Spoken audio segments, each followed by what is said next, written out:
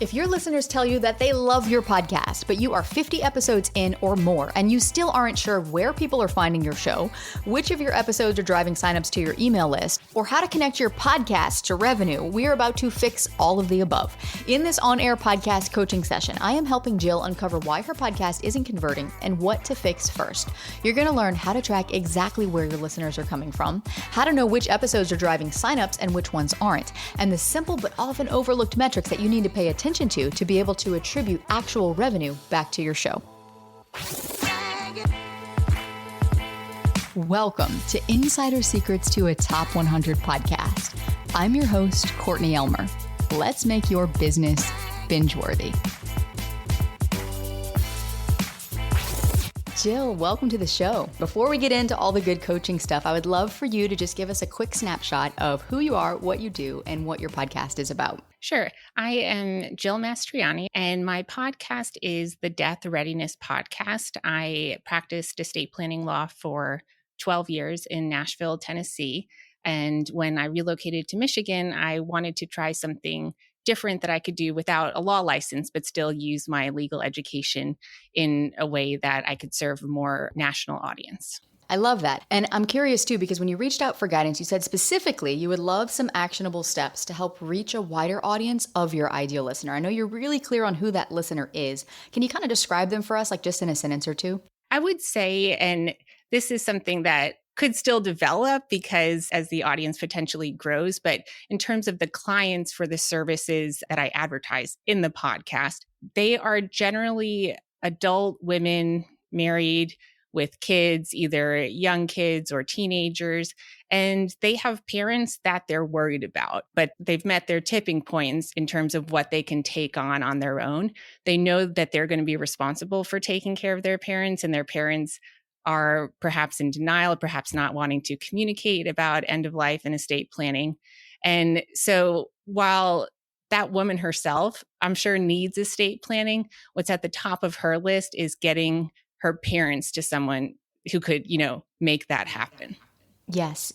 So thinking about your ideal listener then and wanting to reach a wider audience of them, I'm curious, what does wider audience look like for you specifically? Is it higher downloads? Is it, more conversions from your podcast onto your email list, more listeners reaching out to work with you? What would be a win for you? What would be a win for me is to get more conversions to services so that I could continue to sustain and grow the podcast. So ultimately, I would like the podcast to have a lot more listeners, but in the meantime, for my survival, I need to be converting to people who are buying my services. Yes. And with podcasting, it's a good place to be and it's a challenging place to be because you and I both know podcasting is a long game. And when we want to see those conversions happening quickly, it can kind of put pressure on the process of podcasting. So when we look at a podcast, and particularly when that podcast is meant to drive traffic to a business, there's actually 3 types of conversions that have to happen in the process. If we're not tracking kind of what's happening at each point in the process, then it's hard to kind of know what your average sales cycle is currently. And then when we don't have that information, it's hard to know what to optimize for. So I'm curious, are you tracking that at all? Like people who, are getting from your podcast onto your email list, or people who have come from your podcast and have purchased services? Do you have kind of an idea of how that's converting right now? I had listened to one of your podcast episodes where you talked about having different links to your lead magnets for coming from your podcast versus coming from your email newsletter or website lead magnet. I do not have those different metrics. So I know that my email list grew, to 200 over the past few months, but I don't know necessarily where they're coming from. I think they're likely coming from just website traffic. Although most recently, when I had a very popular episode, I did get, just timing wise, I did get a lot of email newsletter signups within 24 hours after that release. Those are all really good signs. We want to figure out, where are people taking action right now, whether it's across, your brand as a whole, whether it's within the podcast. Like you said, you had that really, engaging episode. So one thing that I would say to get in place as soon as possible is for any links that you share on your podcast, make sure that you have that link set up to where you're only sharing that on your podcast. You can have a separate link to share in your emails or wherever else, social media, wherever else you might be promoting the thing. But we want to make sure that we're tracking the traffic that comes from your podcast. So having a link set up that's like for me, for my workshop, it's like podlaunchhq.com/workshop. I only share that on the show. And then on the back end, have your email service provider tag that person as a podcast lead. Okay. And this is going to be important for a couple reasons. One, to be able to see, okay, which episodes are driving traffic, which lead magnets are your most popular. You might have 2 or 3 lead magnets, and you could share all of those on your show at various points in time.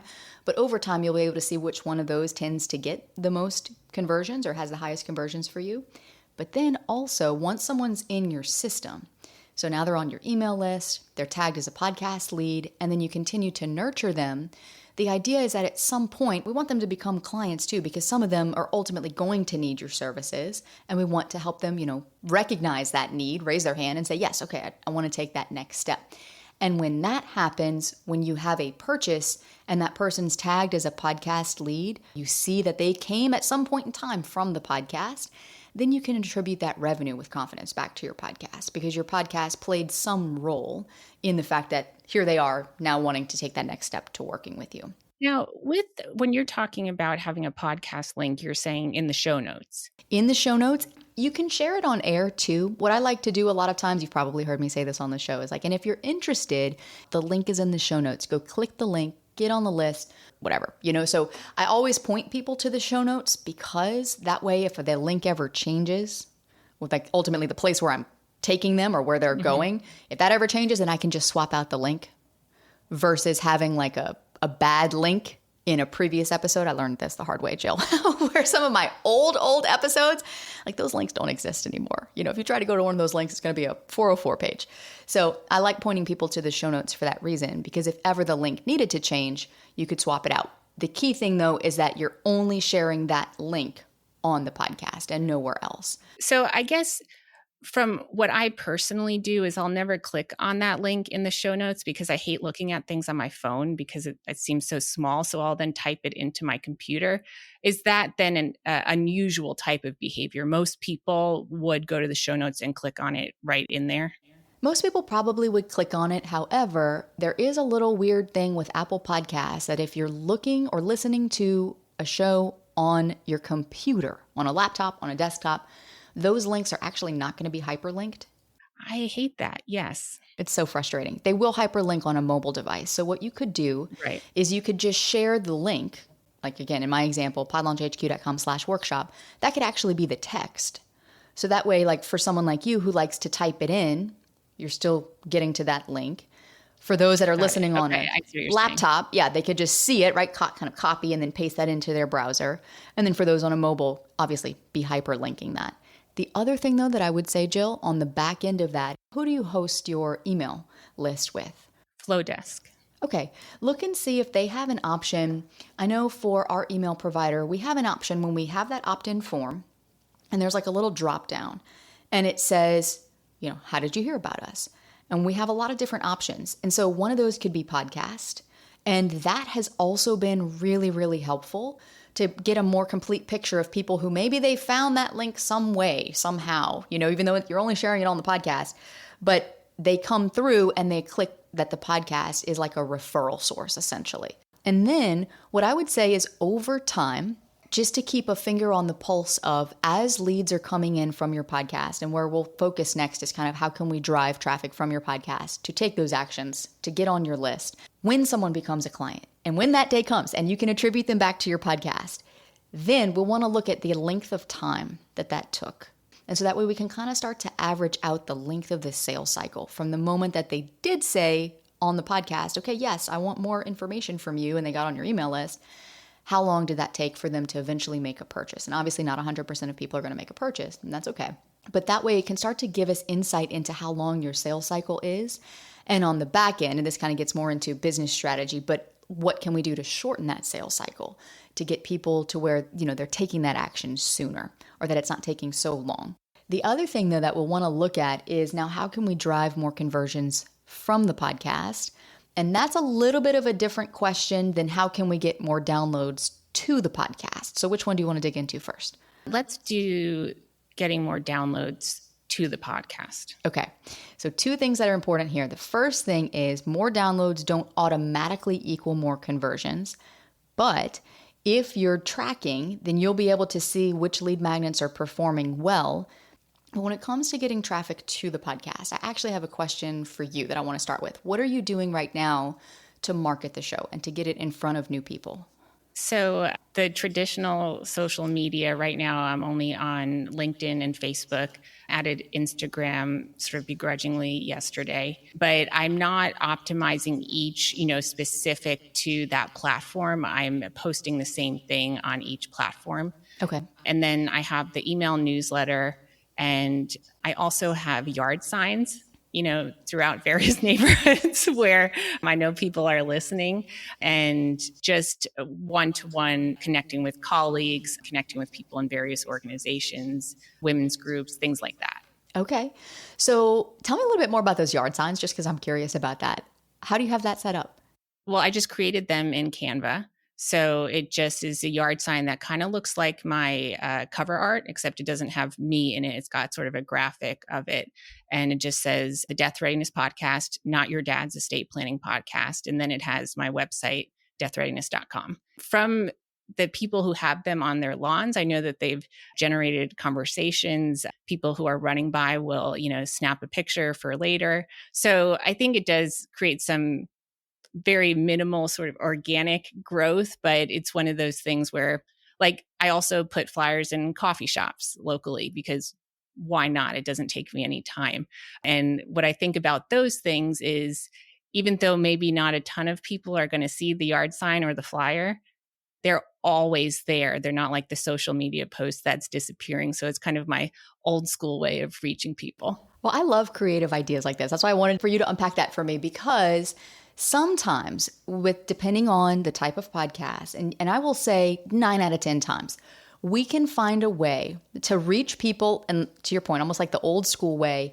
And when we can find ways to reach people that are your ideal audience, right? Like a yard sign is not necessarily going to be the most targeted traffic, but what if we could do something that met your listener where they were at, where those listeners are?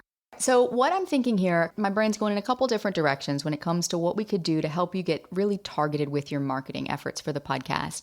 How much time would you say that you have to spend marketing on the podcast each week? And do you have any budget to put towards it?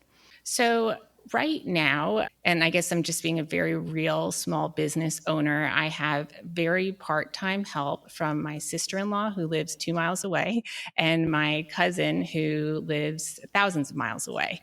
My cousin helps me with the website and bookkeeping, and my sister-in-law helps me creating social media content. So really part of why I'm trying to increase conversions is to simply be able to pay them more, because I don't think I'm paying them adequately for the work that they're doing, just to keep this business going.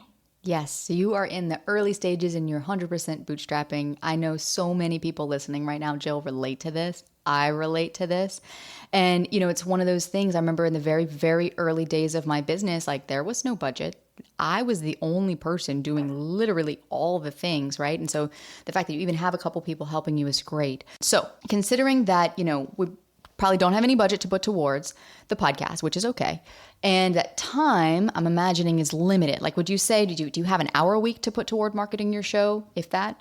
Oh, I could put time in. My daughter is 14 and she loves to be in it with me, participating in whatever sort of outreach or whatever marketing it would be. So it wouldn't necessarily be time away from the people, in my life. It would be teaching my daughter, this is how you try to be successful. This is what you have to do. Yes. Okay. I love this. We have lots of reasons to make this work. All right.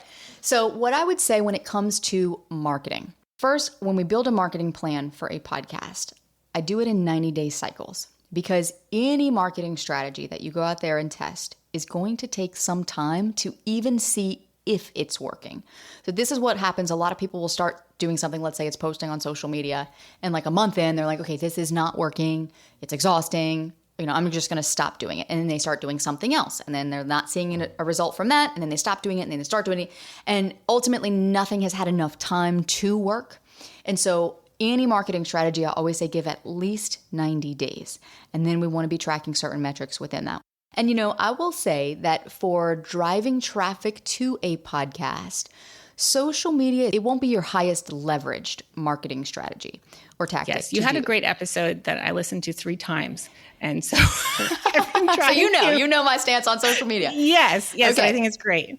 So what I would say is, of the social platforms that you mentioned, dial in one of them. Let's focus in on one. You mentioned you really liked LinkedIn. If you're going to be posting on social media and following that process, do it. Be consistent, give it at least 90 days, but let's focus it in on one platform, because trying to grow the podcast and trying to get conversions and grow 3 social media platforms at once is going to wind up burning you out. And I speak from experience. So it's going to get to be a lot. But what I would say is, for more targeted strategies for your podcast specifically, there's a couple things we can do. So I know you have been working a little bit with podcast SEO, and that you started to see some movement with that. About how many keywords are you trying to optimize for right now on your podcast? Okay, so when I say I was doing podcast SEO, I really mean I was waiting for your course to come out to really understand how to do it. So I just kind of talked to some other podcaster friends and thought I knew what I was doing. So when you asked me that question, I realized I don't know what I'm doing. Because That's okay. I created a Word document where I had a whole bunch of words that I thought were relevant. And then every episode, I'll add new words. And when I go into Simplecast, which is where I broadcast from, I will go through this Word document and I will insert specific keywords about, relevant to that specific episode, and the ones from my greater list that are relevant to that specific episode. So that's where I am, Courtney. Okay. No, this is great. And this is a good start. And actually, I'm going to gift it to you, because I want you to have this resource. Oh, thank you. Yes. And I want you to have this. And so that way it's going to help to connect some of those dots. There's a few things we'll want to dial in to make sure that the keywords you have are the right ones to go after. And then certain ways that we'll want to be optimizing for that in every episode. And I would say that needs to be our marketing foundation. So when you say podcast SEO, where is having good podcast SEO? What is it that going to do for me? Where are people, if it's not website traffic, where are people searching that the podcast SEO is going to help me? Yes. So Apple and Spotify specifically. You'll notice some of these keywords might also work for your website. But think about podcast listeners, right? It's really hard to convert someone from not being a podcast listener to being a podcast listener. And while this might change over time, the digital world changes so quickly, but as of this point in time, I don't know that when someone goes into Google and they type in something, they're not necessarily looking for a podcast as the answer to that thing. They're usually wanting to read something. We've got those little AI summaries at the top now to just kind of give us the quick answer to the question we're looking for. There are podcast episodes starting to populate toward the top of those search results. Yeah, I've seen that. Okay.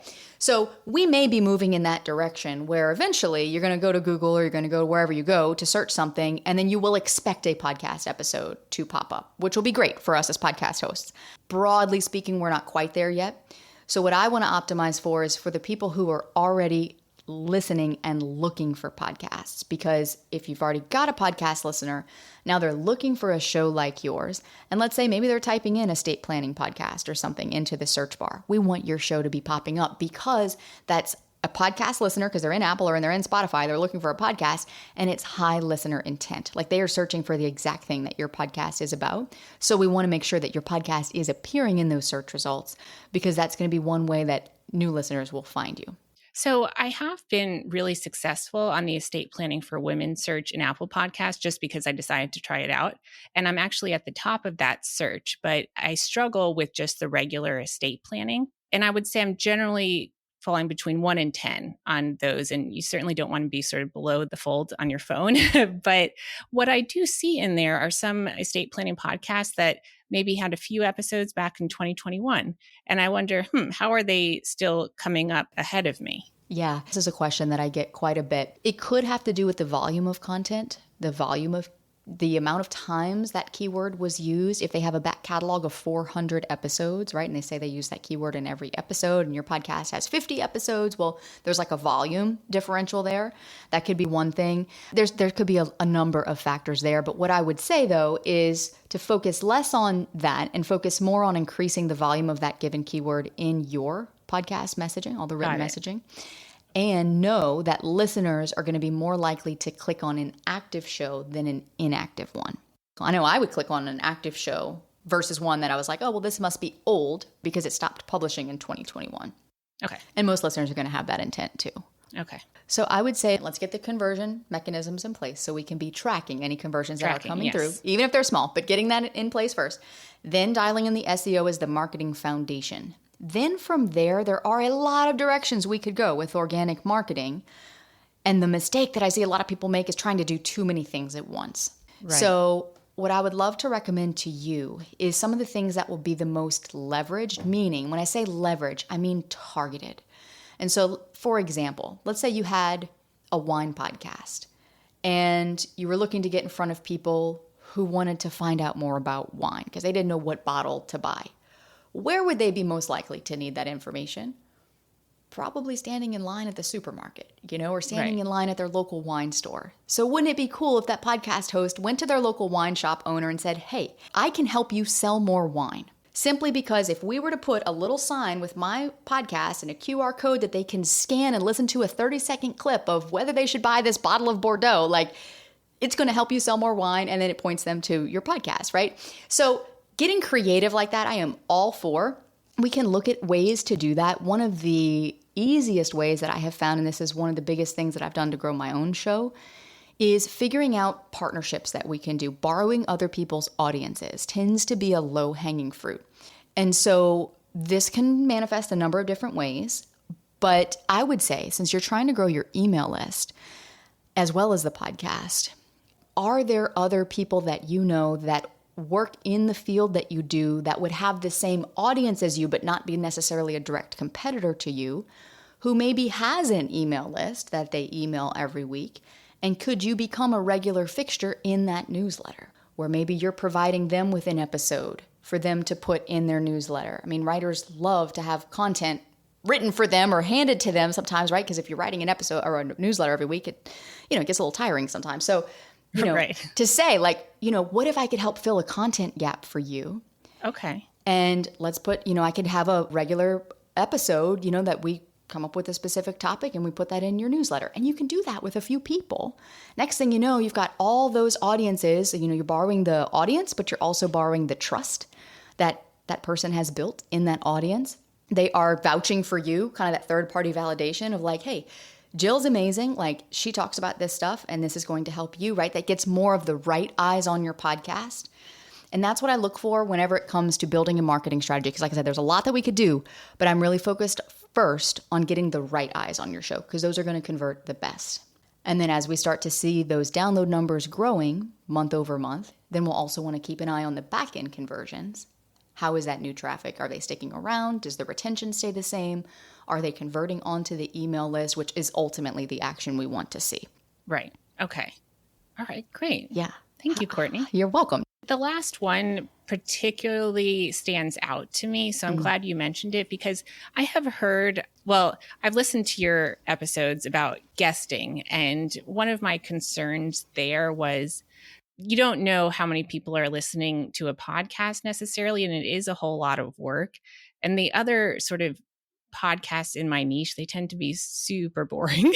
And so I don't necessarily want to go on those because those, if you think about it, it's a lot of people who are running full scale businesses and then just doing a little bit of podcast on the side. Whereas I've tried really hard every episode. I paste in your episode framework and I follow it to the T to try to make it engaging and fun for people. And especially that personal segue that you have, that's the hardest part for every episode. But I think, that's the part that really resonates with people. So I love the idea of reaching out maybe to people who have similar audiences in the non-podcast realm. I think that would make more sense to me. And I do produce a lot of content, so it's not extra work necessarily. Right. That's why I love it. Because, yes, it would be a lot of extra time and work to go guest on other people's podcasts, which can work as a marketing strategy. But if time is limited or if you're just looking to be able to just spend a little bit of time marketing but get a lot of bang for your time spent, this is a great way to do it. Because let's say that you're a fixture in someone's newsletter, then it's content you're already creating, right? That they're just plugging in. And I would say in your space, you could probably start thinking of financial advisors that would have the audience that you want to get in front of, right? Other attorneys that might have a similar audience, right? But again, not like directly competing with what you do, where you could fill a real content gap for them. That would be valuable for them and that would be valuable for their audience. And so looking at these partnerships, yes, they take a little legwork. Yes, you have to build these relationships, but that is how I built my business. And actually, someone asked me recently at a conference I was at, they were like, how did you become so known? Like, in other words, how did you go from nobody to like people knowing your name in this industry? I said, partnerships. There's a lot of different ways those partnerships or collaborations can take shape, but this one is a very simple leveraged thing. If you could just go out there for the next 6 months to market your podcast and dial in your podcast SEO strategy and borrow one other audience, maybe 2 audiences a month, and try to become a regular fixture, you're absolutely going to see growth. And it's really coming from a direction of service. It's not, hey, can you give me access to your clients? It's, hey, what do you need? Yes. And how can I help you fill that void? And that feels a lot better. Yes. Yep. You get it. You're seeing it because that's truly how you want to position it. All right. That's great. I'm on it. Love it. I love it. All right. What was your biggest takeaway from our session today? Well, my biggest takeaway was, number one, I don't know how to do podcast SEO. That's okay. I'll help you. We'll help you with that. I thought I was, but the next takeaway is really that last thing you said about partnering in a way where I'm providing value. It's not creating a ton of extra work for me. And it's really developing a relationship with a professional in my network. Because one thing someone said to me recently, who's kind of in the same space, is that she found B2C marketing didn't work very well, but the B2B has really helped her grow because professionals understand what you're offering and can communicate that within their group. Yes. And I would even say, since it sounds like you're active on LinkedIn, like that could even be a great place to start with those that are in your network there, and just make a list of who could be a great potential partner / collaborator that we could help each other grow, essentially, is what you're doing. And it's a win for everyone involved. So thank you, Jill, for being here and for just being vulnerable and sharing about where you are with your show. I'm cheering you on. If I could ever do anything else to support you, you let me know. Well, thank you. I listen to your show every time it comes out, so I really appreciate it. And I've learned tons and even more today. So thank you. And if you're listening to this and you're like, oh my gosh, Courtney, I want your eyes on my podcast, I've actually got 2 options for you. The first, as always, you can go to the show notes, click the link, and get on the wait list for when we open up more coaching spots to come right here on the show and sit down with me and have me look at your podcast live and in real time and give you actionable steps that you can take to see forward progress.